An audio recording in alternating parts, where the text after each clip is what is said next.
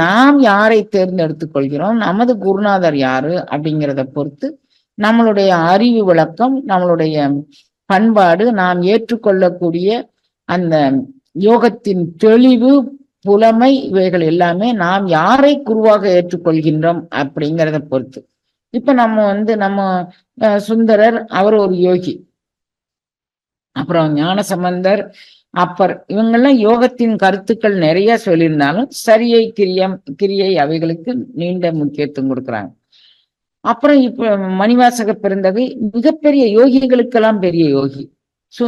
இவர் திருமூலர் யோகத்தின் உச்சத்தை தொட்டவர். அப்ப நம்ம யாரை பின்பற்றுகிறோமோ அவர்களை நாம் குருவாக ஏற்றுக்கொண்டு அவர்கள் வழித்தடத்தில் இருந்து அவர்கள் நமக்கு தரக்கூடிய அந்த கருத்துக்களை நாம் உள்வாங்கிக் கொண்டு நம்மளுடைய வாழ்வியல் பயணத்தை செம்மையாக்கிக் கொள்வதற்கு இந்த குரு பௌர்ணமி தினம் உகந்த